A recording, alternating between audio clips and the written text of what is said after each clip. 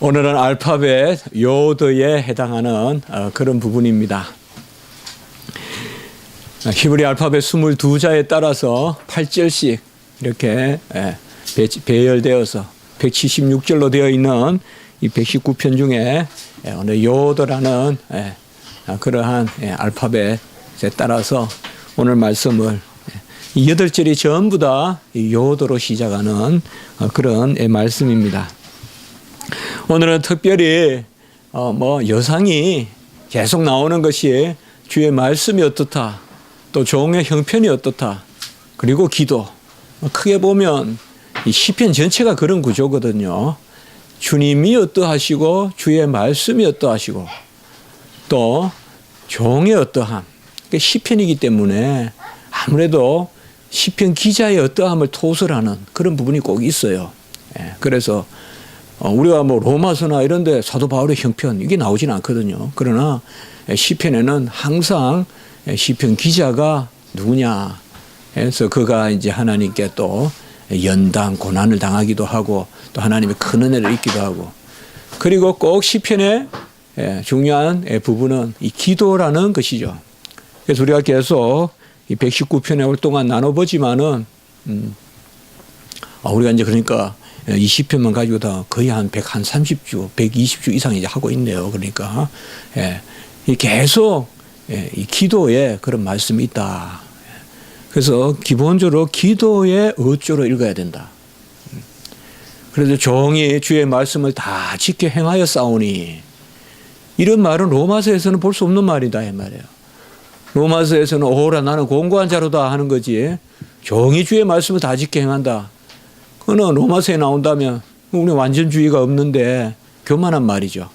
그러나 기도니까 바로 종이 주의 말씀을 다 지켜 행했다 이 말은, 아버지여 종이 온전히 행하겠나이다 라고 이렇게 내놓는 말은 이미 기도 가운데 하나님이 은혜를 베푸시고 아버지가 나를 붙들면 내가 온전하겠나이다.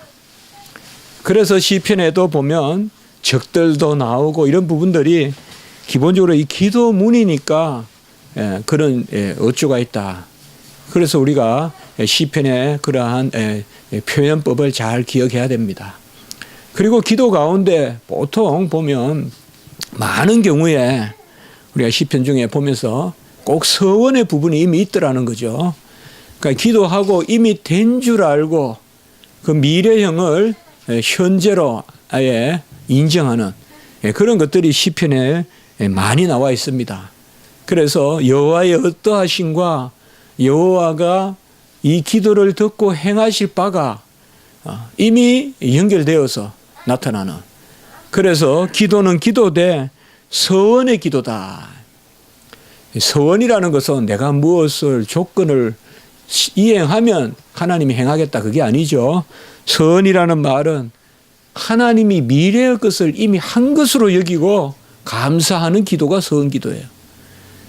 하나님 공로에 돌리는 거지, 서원을 착각해서 내가 어떤 조건을 제시하고 내가 어떤 공로를 행할 테니까 주여 응답하소서, 그게 서원 기도다. 정반대로 서원 기도로 생각하는 거예요. 서원 기도라는 것은 이미 과거에 이룬 것을 감사하는 게 아니라 미래에 이루신 것을 된 줄 알고 미리 감사하는, 그게 서원이거든요. 그게 서원의 감사예요. 그래서 서원은 100% 하나님이 하신다는 거예요. 우리가 지나고 보면 하나님이 우리의 손을 드셨다, 우리를 사용하셨다 이런 표현이 있지만 미래형에 대해서 우리가 고백할 수 있는 것은 하나님 다 하신다는 거거든요. 그래서 서원일수록 더욱 우리가 전적인 하나님께 맡겨야 됩니다. 그래서 마치 서원기도 같은 말이 나오면 곡해해서 말이죠. 우리가 여차하게 행하면 하나님이 그것을 조건으로 뭘 하시겠다. 그게 아니라는 거. 특별히 시편의 그런 부분이죠. 오늘도 크게 봤을 때는 73절에서 75절까지는 앞부분에서는 바로 주님의 어떠하심과 또 주님께서 종에게 행하신 바, 특별히 종이 하나님 앞에 어떻게 서는가. 특별히 시편 119편에서는 이 말씀을 중심으로 계속 구절마다 나온다 했잖아요. 율례, 규례, 법도, 그 다음에 증거, 말씀 이런 표현들이 계속 나오잖아요. 한 절도 빠지면 두 절 빼고 다 나온다 했잖아요. 우리가 174절에 나온다 했죠. 매 절마다 율법이니 규례니 법도니 증거니 말씀이니 계속 나오는데 그 말씀 가운데 3절까지는 어떻게 종이 행했고 또 그 말씀이 종에게 어떤 은혜가 있는가 그걸 보고 있고 후반부에는 조금 기도하는 그런 부분으로 말씀이 나와 있습니다. 오늘 1절에 보면 주의 손이 나를 만들고 세우셨사오니, 우리가 창조와 말씀을 연결시킬 때는 바로 왜 하나님이 특별히 인류를 지으시는가를 먼저 생각해야 돼요. 하나님이 주의 손이 나를 만드신 것은 가장 중요한 목적은 바로 하나님을 알게 하시려고 만든 거예요. 하나님을 알고 인정하고 순종하게 하시는. 같이 합시다. 알고 인정하고 순종하게 하심. 이게 하나님이 인류를 자신의 형상으로 지으신 목적이에요. 하나님이 인류를 자신의 형상으로 지으신 것은 계시의 대상을 만드신 거예요. 하나님을 알려주고 싶은데 모든 만물은 비인격적으로 알지만 인간만큼은 인격적으로 하나님을 알기를 원하시는 거예요. 그래서 지정의를 주시고 거룩도 주시고, 이미 인간은 어떤 중립으로 지은 게 아니에요. 거룩하게 지었어요. 의롭게 지었어요. 지식을 갖게끔 지었어요. 그래서 인격적으로 하나님께 반응하려고. 그래서 우리가 말씀에 비추어 주의 손이 나를 만들고 세우셨사오니, 주의 손이 나를 만들고 세우셨사오니, 만들단 말은 빚었다는 말이고 세웠단 말은 영혼을 불어넣었단 말이에요. 이 창세기적 그러한 창조의 모습을 묘사하고 있는 거예요. 만들어서 움직인다 이 말이에요. 우리가 생명이 없는 건 넘어지잖아요. 그러나 호흡을 불어넣으니 생명이 된지라, 생기를 불어넣으니 생명이 된지라, 창세기 2장 7절에 그렇게 만드신 것은 여호와를 알고 인정하고 그에게 순종함으로 영광을 돌리게 하시려고, 내가 깨달아 주의 계명들을 배우게 하소서, 이렇게 말하고 있습니다. 바로 우리를 지으신 목적이 주의 계명을 배우는 데 있습니다. 그래서 힘써 여호와를 알자. 여호와를 아는 지식이 없어서 망한다. 밥이 망한다. 밥이 없어 망한다. 적이 침략해서 망한다. 그렇게 하지 않습니다. 항상 선지서에 보면 적의 침략은 2차적인 거예요. 그게 궁극적인 망조가 아니에요. 적이 침략해서 망한 게 아니에요. 1차적인 망조는, 망하는 조짐은 하나님의 말씀을 떠나는 거예요. 우상을 섬기고. 이거는 이제 망하는 거예요. 회복이 안 되는 거예요. 한국교회가 어렵다. 왜 어려워요? 무슨 사람이 적어서 어려워요? 물질이 부족해서, 헌금이 부족해서 어려워요? 그게 아니죠. 여호와를 아는 지식이 공의가 하수같이 흘러넘치는가. 주의 계명을 배우게 하소서. 이때 계명은 우리가 꼭 한 번씩 체크하잖아요. 미tz바다. 미tz바. 우리가 미tz바 하는 그 말, 미tz바. 바로 주의 계명. 다 같은 말이죠. 율법, 계명, 규례, 법도. 여기 특히 미tz바라는 말은 뭔가 하면, 우리가 미tz바라고도 하는 거예요. 이것은 하나님의, 그 영어로 오러클이라고 하는데요. 신탁. 그런 걸 볼 수 있어요. 그러니까 하나님이 말씀을 부여하고 인간은 그것을 지켜야 되고 하는 그런 거예요. 꼭 그렇게 번역이 될 수 있어요. 그러니까 어떤 문자로 기록한 그런 토라나거나 또 그것에 대한 어떤 시행세칙인 호크라거나, 호크라고 해요. 토라, 호크. 그런 게 아니라 여기에 말하는 주의 계명들이라는 말은 바로 미스바다. 이것은 주님께서 말씀하셔서 종이 뭘 지켜야 하는지 그것을 배우게 하소서라고 이렇게 말씀하고 있습니다. 배우다란 말은 이 히브리어로는 상당히 중요한 말인데 라마드라고 하는데 이 배우다라는 말은 다른 것이 아닙니다. 그래서 관념으로 배우는 것이 아닙니다. 바로 삶의 교훈을 얻고 출입을 분별하고 말이죠. 한마디로 저기 높은 나무를 지시한다면 장대로 그 나무를 가리키는 그게 배우는 거예요. 뭐냐면 추상적으로 아는 것이 아니라 구체적으로 지시하는 것. 그것이 바로 배우는 것입니다. 하나님이 우리 인류를 지은 것은 날마다의 삶 가운데서 구체적으로 여호와를 기억하고 여호와 하나님이 매사에 매시에 우리의 삶을 주장하신다는 것. 이것을 1절에서 말하고 있어요. 혹은 우리를 왜 장부에서 지워서 이 땅에 두셨는가 지금. 이것도 바로 주의 계명을 배우는 것이다. 칼빈이 자주 표현하잖아요. 그리스도의 학교에서 힘써 배우자. 그리스도의 학교에서 힘써 배우자. 바로 주님의 학교에서 힘써 배우자.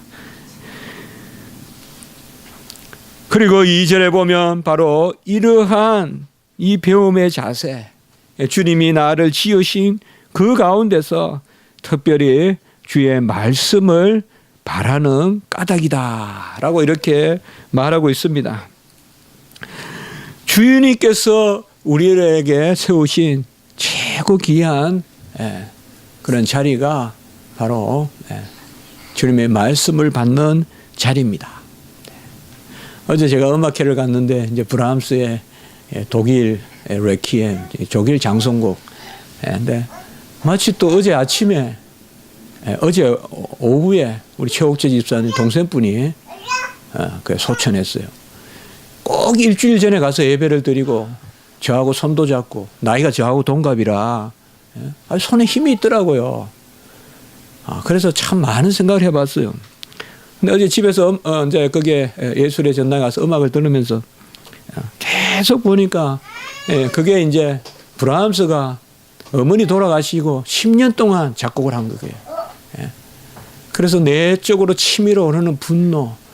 우리가 부모님 돌아가시고 하면요, 사람이 순해지거나 악해져요. 그 마음을 잘 다스려야 돼요. 어떨 때는 억울하고 막 이런 게 생기면 분노가 생겨요. 그러면 안 돼요. 우리는 절대. 우리는 어려울수록 순해져야지. 어려울 대로 잔해지면 안 돼요. 기독교인들은. 내가 고생을 많이 하고 어떻게 살았는데 하면서 막 악해지면 안 된다 이 말이에요. 고생을 많이 했을수록 이해하고. 우리 부모님이 얼마나 힘들게 돌아가셨는데 이 세상은 우리 부모님에게 뭐 해준 게 있어. 이런 식으로 접근하면 안 된다 이 말이에요. 그런데 계속 나오는 게 말씀이잖아요. 계속 어제도 보니까. 그래서 제가 맞구나. 그리고 소망은 주님밖에 없고 말씀만이 소망이고 여기도 지금 그런 거거든요.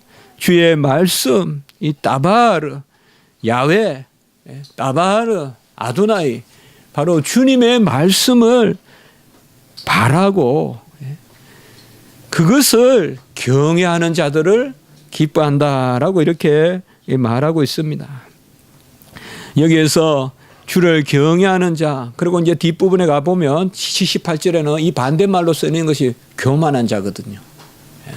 그러니까 교만과 경외는 반대말이라 볼 수 있어요. 어떻게 보면. 사실상 경외는 진리를 뜻해요. 우리가 여호와를 바로 알면 가만히 놔둬도 경외하게 돼 있어요. 열이 만도가 된다는 걸 알면 가까이 함부로 손 안 대요. 하나님이 빛의 근원이고 만물을 지으셨고 열도 지으셨다는 걸 알면 하나님과 어깨동무 쉽게 안 한다 이 말이에요. 모르니까 그냥 열린 애변이 뭐니 하면서 하나님 막 그냥 어깨를 누르고 이러죠. 주를 경외하는 자들은 여호와를 바로 아는 자요. 그리고 나를 바로 아는 자들이에요. 우리는 나를 바로 알면요, 여호와를 경외 안 할 수가 없어요. 우리는 나를 알면요, 내 부족함이 보이거든요. 이게 철학과 신학의 정반대거든요. 철학은 인간의 뛰어남을 추구하고 신학은 인간의 하찮음을 발견하거든요. 그러니까 나를 알기 때문에 여호와를 경외하지 않을 수가 없거든요. 교만한 특징은 다 거짓이에요. 78절에 교만한 자들이 거짓으로. 거짓말하는 사람은 다 교만해요. 왜요? 참을 모르니까. 하나님을 모르니까 교만한 거예요. 자기 자신을 모르니까 자기가 뭔가 되는 줄 안다고요. 우리가 내 자신을 알잖아요. 얼마나 하찮고 변변치 않고 부족하고 정말 은혜 없으면 못 살잖아요. 잠시라도 하나님 앞에 내 자신을 그저 여과 없이 내놓을 수 있는 사람이 있냔 말이에요. 하나님이 용서하니까 앞에 서는 거지. 그러면 겸손해지죠. 겸손해지죠. 지금 설교하는 이 순간조차도 하나님이 용납하시니까 종이 입술을 열어서 말씀을 전하는 것이지. 바로 주를 경외하는 자들이 말씀을 바라나이다. 우리가 한 주간 삶을 살아가거나 일생의 삶을 살아갈 때 사실 봄이나 여름이나 변함없이 우리에게 소망은 말씀입니다. 여호와의 말씀이 그저 있어서 좋고 여호와의 말씀이 나에게 역사하셔서 좋고 그것이 우리가 소망이 돼야 돼요. 정말 이 꽃의 소망은 뭘까요? 물을 주어서 자라는 것이지 이 꽃이 무슨 영화를 보러 가겠어요? 이 꽃이 무슨 예식을 하겠어요? 우리 성도들의 소망은 말씀으로 자라는 거예요.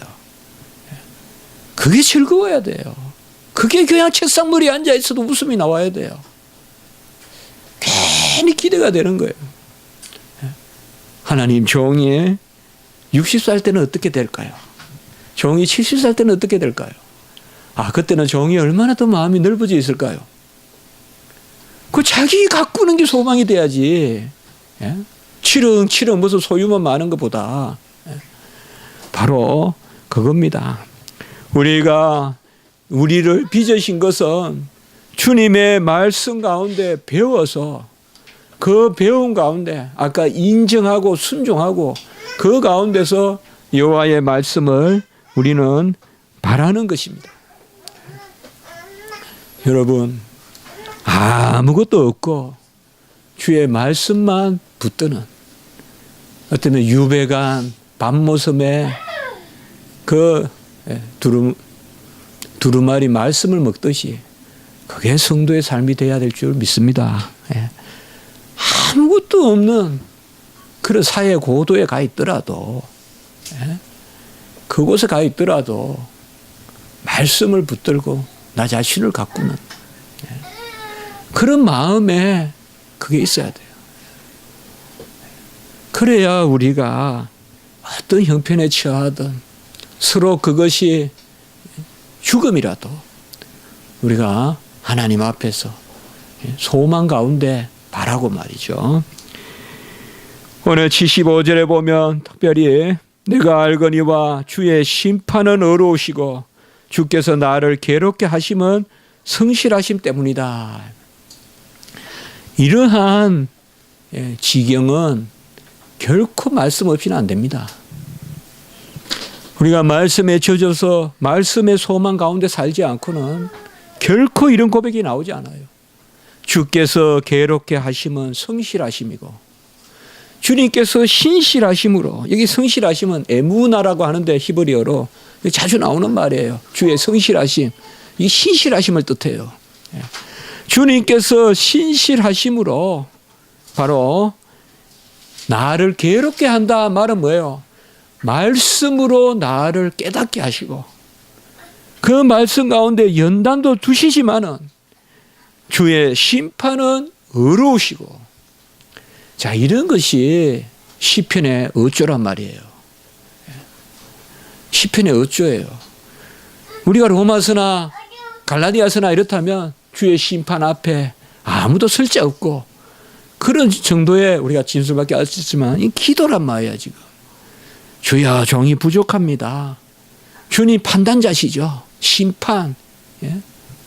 미슈파트. 심판. 주의 심판은 의로우시고, 이때 의롭다는 말은, 시편에서 의롭다는 말은 이미 은혜 가운데 의로운 것이죠. 내가 의로워서 의로운 게 아니에요. 우리가 하나님 앞에 기도할 때 주여 종을 아시지 않습니까? 이건 나를 죽여달라는 거 아니죠. 종을 알면 어떠해요? 죽죠. 종은 하루다 나에 망하게 되었다죠. 그러나 우리가 기도할 때는 주여 종을 아시지 않습니까? 종의 이 공고함을 아시지 않습니까? 종의 없음과 미련함을 아시지 않습니까? 종은 출입도 모릅니다. 그야말로 이 출입도 모른다는 말은 소변을 봐야 될지 대변을 봐야 될지 그걸 모른다는 히브리서 말이에요. 그게 어린아이와 똑같다는 거예요. 종은 아무도 모릅니다. 그러니 여호와여 종을 돌아보소서. 기도할 때는 우리 그렇게 하는 것은 이미 은혜를 안고 있잖아요. 주님께서 우리를 괴롭게 하심은 성실하심 때문이다. 여러분, 이러한 괴로움은 즐거운 괴로움 아니겠어요? 경건한 괴로움 아니겠어요? 사모할 만한 괴로움 아니겠어요? 이러한 괴로움이 없는 것이 문제 아니겠어요? 주님께서 말씀으로 나를 찌르시고 그 말씀 가운데서 이미 은혜를 예비하셔서 주의 성실하심으로 나를 일으키 세우려. 결국 우리가 1절에 오늘 73절에서 75절까지 말씀을 봤을 때 우리 인간을 지으신 것은 여호와를 알고 순종하고 여호와께 영광을 돌리고 우리는 그 소망 가운데 살고 이 일이 내 일이 아니라 75절에 주님께서 하시는 일이다. 주의 심판은 의로우시고. 이 시편 기자는 의롭다는 말을 아주 잘 쓰고 있단 말이에요. 우리가 살아갈 때 광주에서 서울을 가도 지름길로 가려고 하잖아요. 주님의 길이 지름길이잖아요. 무슨 길이 지름길이에요? 바로 의로운 길이잖아요. 그 첩경이잖아요. 이게 고통스럽고 힘들어 보이고 뭐 간혹 가다가는 주막에도 들러보고 간혹 가다가는 저작거리에도 나가보고 그게 편한 길 같아도 주님이 우리에게 허락하신 그 길로 가는 것, 그게 주의 심판은 의로우시니다. 이미 의로우심은 긍휼을 담고 있고 의로우면서 긍휼한 것, 이것이 바로 같이 합니다. 선하신 하나님. 이게 선이란 말이에요. 선, 토브. 선하다는 말은 진리 가운데 긍휼을 베푸신다 이 말이에요. 우리가 계속 몇 주간 이거 나누잖아요. 주여 진리 가운데 긍휼을 베푸소서. 진리 가운데 종의 가정을 채우소서.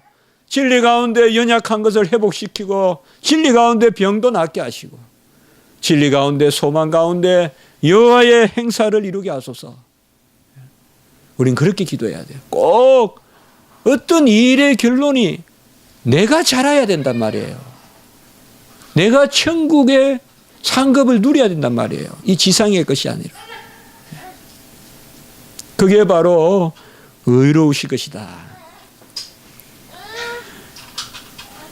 괴롭게 하심이 있더라도 잠시 괴로운 듯하나 곧 하나님의 은혜가 있는 줄 알고.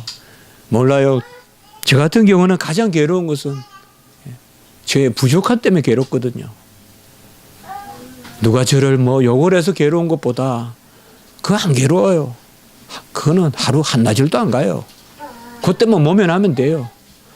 잠시 기분 나빠도요. 에이 지나가겠지 하면 끝나요. 그러나 저를 괴롭히는 것은 제 부족함이에요. 정말 여호와 앞에 그게 정말 아름다운 걸 알면서도 아주 그냥 우리가 밝은 대낮에 꽃길을 걷고 남 다 보는데도 하나 잘못 없이 그게 얼마나 아름다워요. 그래도 인간은 뭔가 스물스물 뒷길로 가려고 하고 어두운 데로 가려고 하고 그런 것들이 있다 이 말이에요. 우리 속에. 그러나 그러한 괴롭게 하심조차도 여호와께서 성실과 인자를 베푸십니다. 그래서 괴로워할 필요는 없지만 우리가 불완전한 이상 괴로워할 수밖에 없고, 이 인생은 그 괴로움이 있더라도 여호와의 성실하심으로 말미암은 것이다. 그리고 후반부에 보시면 바로 76절부터 이제 기도를 합니다. 그러니까 이제 앞부분에서는 이미 시편 기자가 뚜렷이 이야기했죠. 우리 인간을 지으시고 조성하시고 세우신 것은, 딱 생명을 주신 것은 에스겔 골짜기에 뼈들이 딱 세워지듯이 말이에요.